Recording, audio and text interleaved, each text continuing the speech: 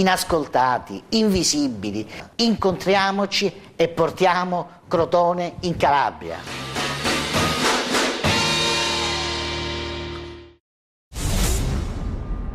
Alessandro Lomare, 29 anni, e Antonio Sia, 27, entrambi di Crotone, sono morti in un incidente avvenuto alle 4:45 a Botricello, in provincia di Catanzaro. L'auto sulla quale viaggiavano in direzione Crotone, un Honda Civic, ha travolto prima una ringhiera pubblicitaria, quindi un albero e un palo della pubblica illuminazione, finendo la sua corsa contro il muro di un esercizio commerciale. Lomare, che era alla guida, è morto sul colpo, mentre Sia è deceduto stamattina in ospedale a Catanzaro.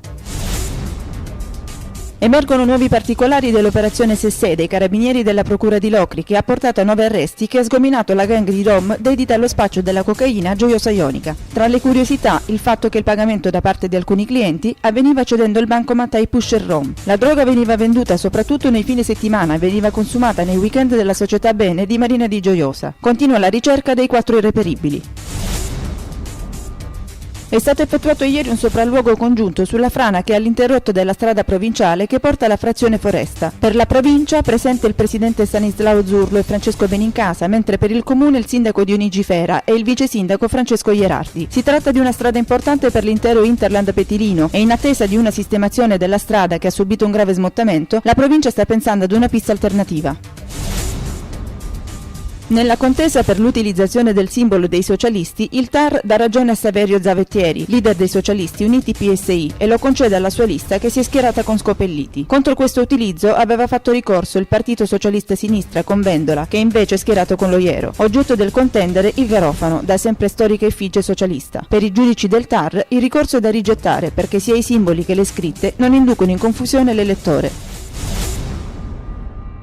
Il deputato del PDL Michele Traversa ha avuto il via libera per la candidatura a sindaco di Catanzaro. L'ok è arrivato nel corso di una riunione ristretta avvenuta nella segreteria di Alfonso Ciacci, alla presenza del coordinatore regionale Giuseppe Scopelliti, del presidente della provincia di Catanzaro Vanda Ferro, del consigliere regionale Sergio Abramo e di altri amministratori. Nel corso dell'incontro Scopelliti ha confermato che chiuderà a Catanzaro la sua campagna elettorale. Stato di agitazione immediato del personale infermieristico e tecnico dell'ospedale San Giovanni di Dio di Crotone è quanto è stato deciso dopo l'assemblea convocata ieri nel presidio ospedaliero crotonese da CGIL e UIL. Oggetto della protesta i turni massacranti a cui il personale è sottoposto e il mancato rispetto dei contratti integrativi. Nell'assemblea è emersa anche la divisione delle sigle sindacali, con la presa di distanza dalle posizioni della CISL. Con il tradizionale taglio del nastro è stato inaugurato ufficialmente ieri pomeriggio l'archivio storico a Catanzaro. La struttura contiene documenti antichi che sono messi a disposizione di quanti vogliono ricostruire le vicende dell'antica Catanzaro. L'archivio storico della città, che ha sede in un'ala del complesso monumentale del San Giovanni. Presenti il direttore dell'archivio storico e della biblioteca comunale Maria Teresa Stranieri, il sindaco Rosario Olivo e l'assessore alla cultura Antonio Argirò. Nel tardo pomeriggio di ieri, presso la Galleria Arte Spazio a Catanzaro, Marc Costabì, uno degli artisti più famosi del panorama internazionale, ha inaugurato una mostra che ha esposto parte della sua produzione pittorica. A presentare le circa 50 opere dell'artista californiano Ghizlan Mehud, docente dell'Accademia di Belle Arti di Reggio Calabria, e il presidente della fondazione della Galleria Arte Spazio, Luigi Verrino.